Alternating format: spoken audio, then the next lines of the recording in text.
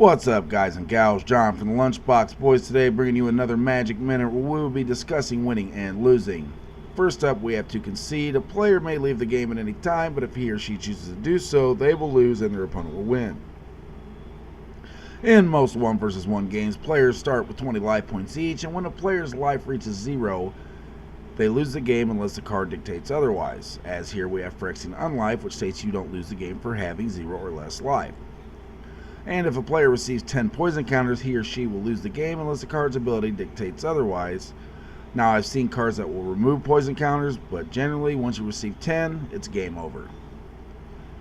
And if a player must draw but his or her library is empty, they lose the game unless the card's ability dictates otherwise. This is commonly known as milling, but we have a corollary to the rule here, which states if you have an empty library and this creature on the field, you will win. And there are a wide array of cards that could affect the conditions of win and losses as well. As here we have Cruel Ultimatum for 2 blue, 3 black, and 2 red simply states that you win the game.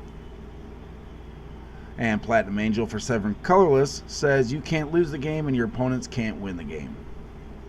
And for 4 colorless and 2 white, Felidar Sovereign states that at the beginning of your upkeep, if you have 40 or more life, you win the game.